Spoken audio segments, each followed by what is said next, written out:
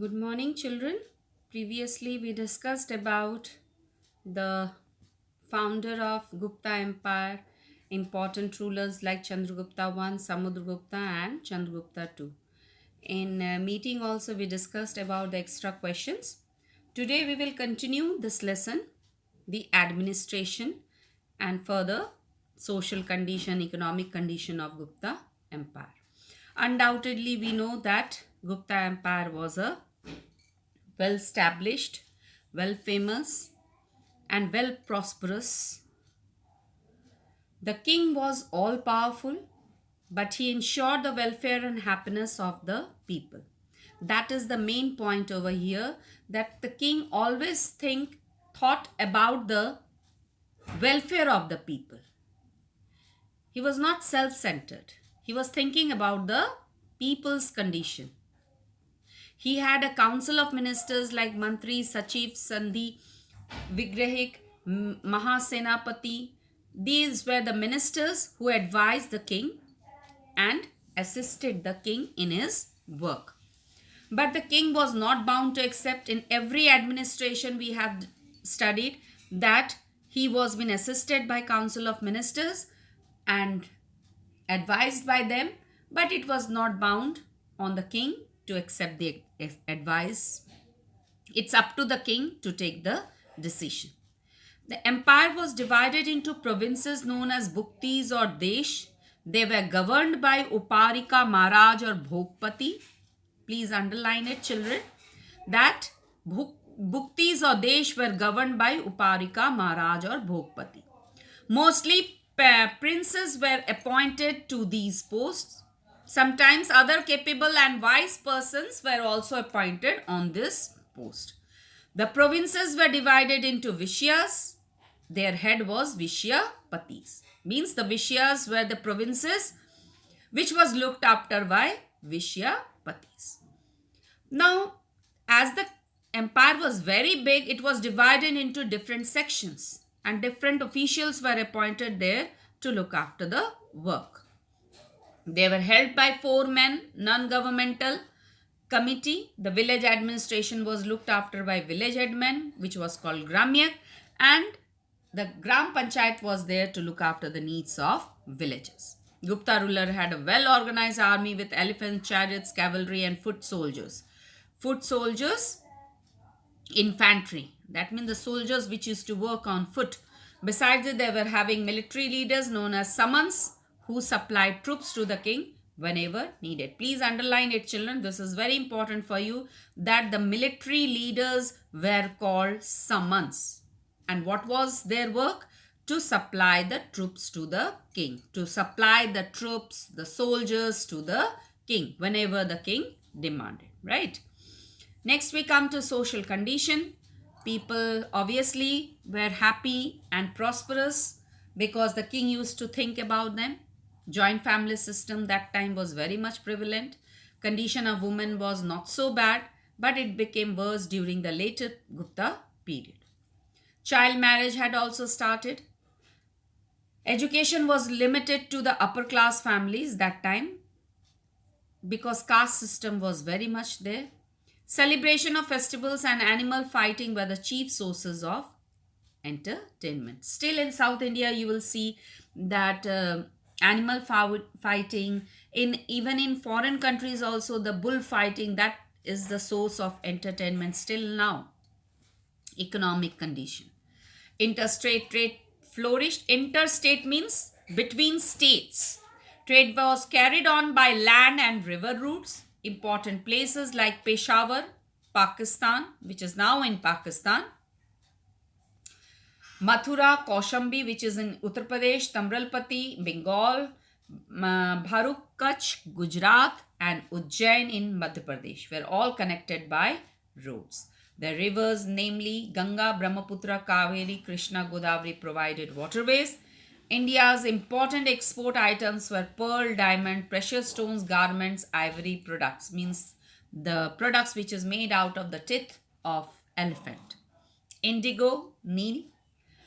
The imports included gold, silver, tin, silk, horses, copper, etc. means export and import. The items which were being sent from our country, that was export, and the items which were brought from other countries to India, that was import. Brahmadesh, Myanmar, Java, Sumatra, Bali, Champa, these were all Southeast Asian countries. Vietnam, Cambodia. These are the present name. Earlier it was called Champa.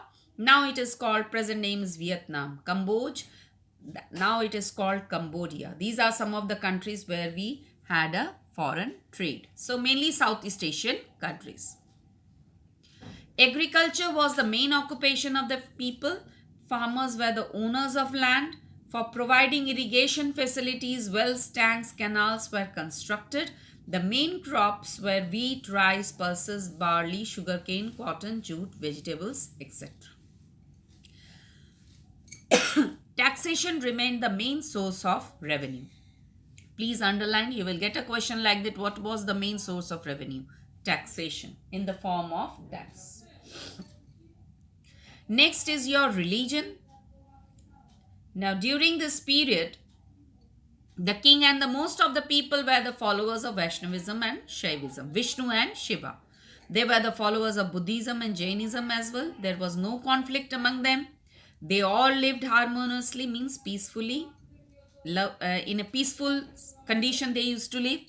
Sun was also worshipped by many people. Many sun temples were built. The king gave grants and donations to all the religions without any discrimination. That is a big point over here. The king never discriminated between religion. He used to give grants equally to all the religions. It was a period of revival of Hinduism and Sanskrit language. Means that time Hinduism was revived. Means new things were added, which was the earlier, whichever was the principles of Hinduism, something was been newly added in this. Art and architecture. If we talk about art and architecture, Gupta period was highly developed in all the branches: sculptures, painting, temple building, metallurgy, music, etc.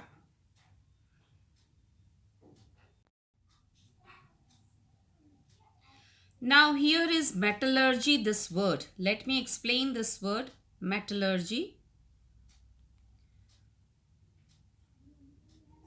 This metallurgy. It deals with physical and chemical behavior of metallic elements. Okay. The mixture which are called alloys, intermetallic compounds, and whatever mixture has been there. So that is called metallurgy. Now during this period, we find the beginning of temple building. Initially there used to be one room temple. If you study about the Vedic period, there we discussed in the early Vedic period there was no temples. Gods were worshipped in the form of nature. After, in the later Vedic period, temples were constructed. So in Gupta period also, temple building started with one room temple where the image of the main deity was been installed with a decorated main gate. Later on, the size of the temples became larger and larger. Nowadays, you see in temples also we don't have only one room. We have lots of room over there. A small one-room temple can be seen near Sanchi, Bettergaon, that is in Kanpur, and Devgarh, that is in Jhansi, UP. The temples were decorated with beautiful and artistic sculptures. Ajanta and Ellora caves, that is a very big example of Gupta rule. The paintings, the stone-cut temples which has been built. Still, if you visit, it is a historical place, Ajanta and Ellora caves, and a very good site for the tourists to be visited. Many images concerning Krishna Leela have been found in Rashi district of Bengal. A large image of Varaha of 4th century, images of Mahavir Swami and Mahatma Buddha are some of the finest example of this excellence in sculpture making of that period. The most significant feature of this period art and sculpture is that they are totally free from foreign impact. Yes, that is a very big thing, that time there was a no combination of foreign art and architecture in Indian art and architecture. It was purely Indian. No interference of foreigners were there. Language and literature, Gupta period has been the golden period for Sanskrit literature. Kalidas adorned the court of Chandragupta too. He was one of the nine gems. In my previous class, I discussed about all the nine gems Navratna, which was there in Chandragupta too. So I have discussed one by one their names. So Kalidas was also one of the nine gems, and his most famous works, please underline it. These are the important works. These are the works written by Kalidas. Abhijana Shakuntalam, Malavika Ni Mitram, Kumar Sambhava, Raghuvanshva, Meghaduta, and many others. Bhasa was also one of the scholars who wrote 17 plays during this period, Natak. Vishaka Datta's Mudra Rakshasa is also well known. Poet Harisena praised the conquest of Samudragupta.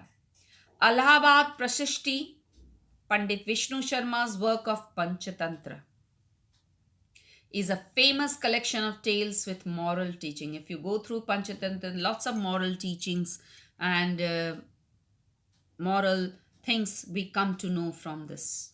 Prasashti, in praise of, that was written. This period saw the development of literature in Pali, Prakrit, and Tamil language as well. Ramayana and Mahabharata was being translated into Tamil. So these were all the sources, or you can say art contribution in the field of art and architecture. Science and technology was also not less than that. Lots of contribution has been seen in astronomy, astrology, medicine, mathematics, chemistry, all that. Aryabhat himself was a great scientist and mathematician of that period who gave the concept of zero. After giving the concept of zero, we can calculate lots of bigger digits in a minute, in a second. It was he who proved that the earth moves around the sun and on its axis.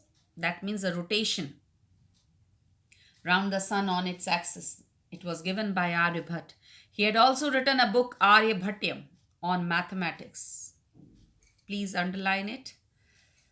The book explains the concept of square root, place value, introduction of zero, decimal system, triangles, circles. Even the eclipse was also could be easily predicted, lunar and solar eclipse.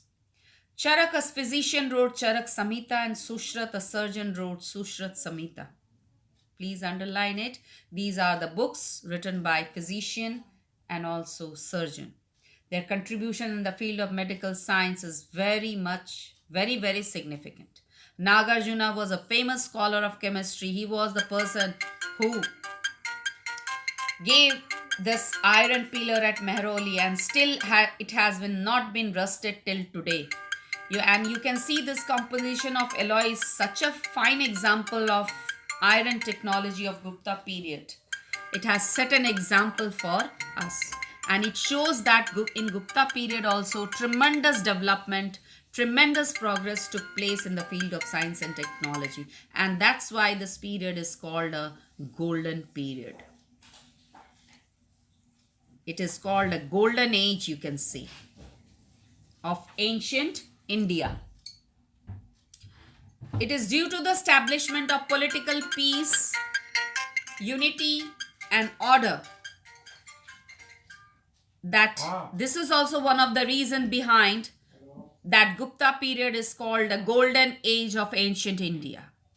In literature also, Hindu religion and Sanskrit language was being progressed. If you talk about science and technology, we studied about medical science, mathematics, and also in the field of chemistry. So, and that time this Nalanda, Kannauj, Takshila, Ujjain were the very famous universities. Even foreigners used to come to India and studied in these universities. That time, it was very much famous. Gupta rulers also encouraged the development of agriculture industry. So overall, we can say that in Gupta period, tremendous development took place in all the areas, in all the fields. It also introduced coins made of silver and gold. So we cannot say that any of the field was been untouched by Gupta period, Gupta rulers. That's why this period is called a golden age of ancient India. So children, please go through this video and study about those administration, social condition, economic condition, religion, and also about the development took place in the field of science and technology. And whatever I have given you the hint to underline it, please go through those lines. That is very much important for you. So children, please go through the video very carefully. Thank you, children.